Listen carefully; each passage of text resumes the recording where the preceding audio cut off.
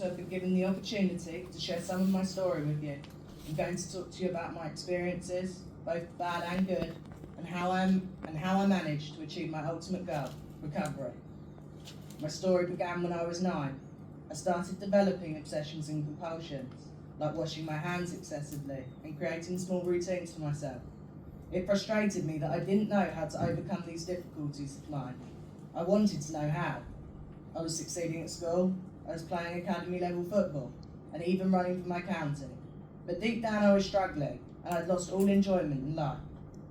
In between school, family, and social commitments, I found myself feeling stressed, burned out, and disconnected. I didn't understand why I felt the way I did, and for a while, nobody else did either. When I began secondary school at 11, my world took a turn for the worse. I didn't cope well in my new school environment and became overwhelmed by thoughts and feelings I didn't understand.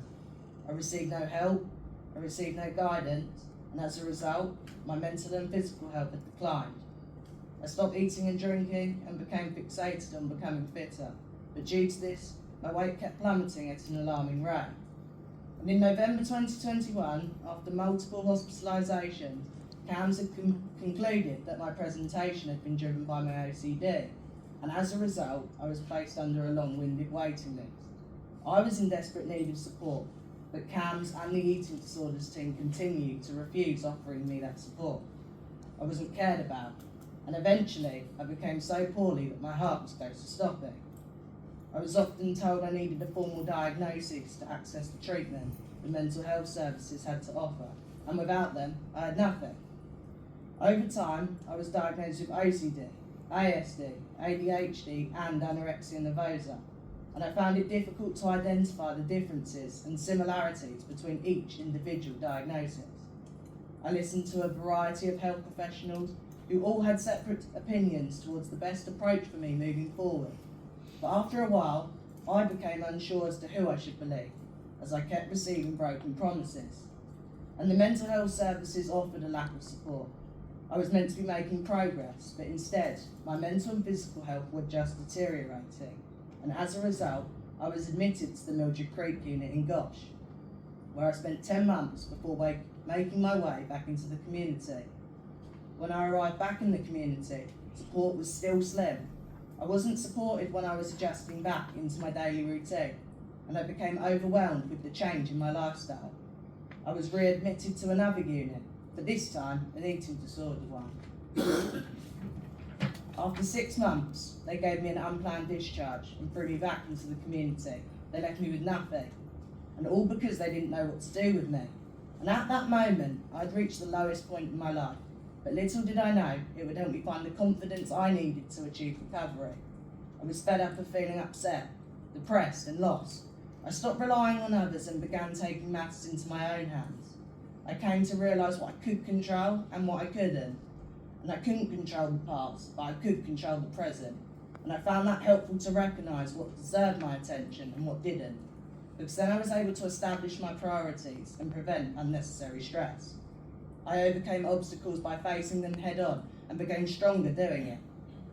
And the mental health system infuriated me, as I always needed to meet a threshold or obtain a diagnosis or have a near-death experience just to be noticed. And there were multiple occasions where I begged for help, but the system never listened to what I had to say. They never understood me and would follow a script instead of listening to me. And we're all different, so why are we treated the same? And we're all unique and can't be expected to recover one way. And when I was unwell, all I wanted was for somebody to take the time to understand my difficulties, my thoughts, and my feelings. And my voice was never valued, and it deserved to be heard. And the mental health services never cooperated with that, and would regularly say, trust the process. However, as time went by, trusting that process became increasingly difficult. And I used to be poorly, and today I stand before you recovered. Now don't get me wrong, I'm still faced with challenges day to day, but I've acquired the tools and strategies needed to overcome any challenges that may stand in my way. A diagnosis or document always seemed needed to receive that support throughout my journey, and that needs to change. Should you need to wait to develop an eating disorder before you can access the eating disorders team? No, but I needed to.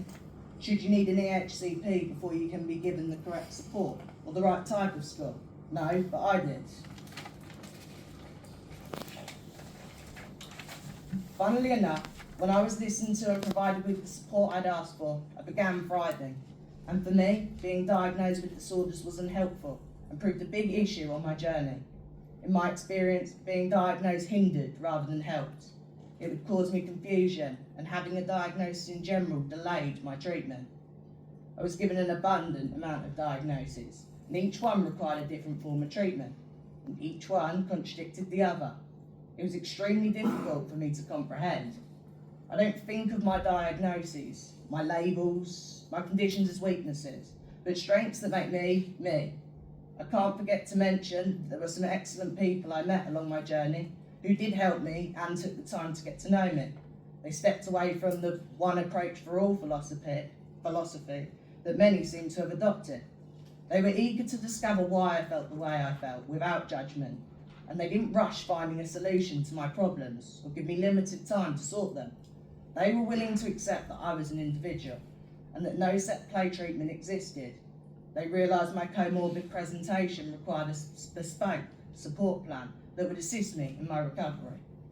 This in turn created trust and confidence for me to start progressing in small steps. I set specific, measurable and achievable goals and avoided making myself vague ones. To improve my physical health, I slowly reduced excessive exercise each week. To improve my mental health, I committed to meditating for 10 minutes every day. And each small step I made brought me one step closer to achieving recovery. There are several lessons I learned on my road to recovery, and lessons I hope you'll take away with you today. The first is, awareness is everything. You can't change what you don't acknowledge, and taking time to learn and reflect on your life, your habits, your mindset, and your relationships will benefit your attempt in making those lasting changes in your life. And whatever needs improving, whatever the answer is, start there. Next, you must take ownership of your life. Stop waiting for someone else to change it. Excuses keep you stuck, and accountability sets you free. Now that shift didn't come easily for me. I often made excuses and regularly said, I'll start tomorrow, or I'm too tired. But they're just lies I told myself that kept my recovery static, stalled my progress. And honesty fuels growth. When I was brutally honest with myself, I could finally see what I needed to change. Self-discipline for me was a skill that helped me stay consistent and grounded. It became my anchor when motivation faded. It's like a muscle. The more I used it, the stronger it became. And progress, no matter small, always deserves celebration. I used to think small steps weren't worth celebrating, but I couldn't have been more wrong. Every small step I made built momentum, motivation and confidence. And you'll always find areas to improve, new challenges to face, but be patient and embrace the journey you embarked upon. Because one day, you'll look back and every small step you made mattered. I'll admit recovery wasn't easy, but it was worth it. It was a roller coaster ride that tried to throw me off daily and would do so by any means necessary. But you must value that support system. Because even when the system failed me, my family didn't, my friends didn't, and my mentors certainly didn't. But those who stand by you are your foundation, and they may not always understand you, but they care, so don't push them away. The mental health system must evolve. Young people should never be treated like a script or a checklist, because we're all unique individuals with unique needs, and support must be individualised, compassionate, timely and consistent. Eventually, I lost patience, and I decided to take matters into my own hands. I stopped waiting for others to help fix me, and I started taking responsibility for my life. Stopped blaming my past, other people, or my circumstances. I don't regret becoming as unwell, as strange as that might sound, because the experience taught me more about myself and the world than anything else ever has. I became stronger, more knowledgeable and more compassionate from that dark time of my life. And unfortunately, I have missed 3 years of my life due to my illness, and I feel this was prolonged considerably by the lack of access to the right support at the right time. But naturally, I cannot blame everything on others, but the knock-on effects of this will impact me for many years to come. However, I'm ambitious about my future, and I know I will try my best in whatever I choose to do, As all the things I have discussed above are like superpowers, and I know I will give 100%. Lastly, I would like to end this speech with why I feel it's important young people are listened to. And I understand we're in an era where the systems available are underfunded, and this applies to all aspects of care, from the NHS, mental health services, social care and the charities. And I'm aware there are many young people in need of support from these services, and I intend to put all my energy into raising awareness that every young person receives the right level of support they truly deserve. And we should not give up on striving to improve the availability and accessibility of support services across all these areas for young people. We must start treating young people as individuals, and we should avoid placing young people under categories. My story would have concluded differently if probably could have concluded differently if issues had been dealt with professionally. But I am what I am, and I thank you all for listening. I hope you found value in what I shared with you today. I'd be happy to discuss anything further with anyone or answer any questions regarding today's speech. I'm going to finish here, as my story is impossible to cover in 10 minutes. My name is Ryan Bishop, and that, ladies and gentlemen, was a small part of my story.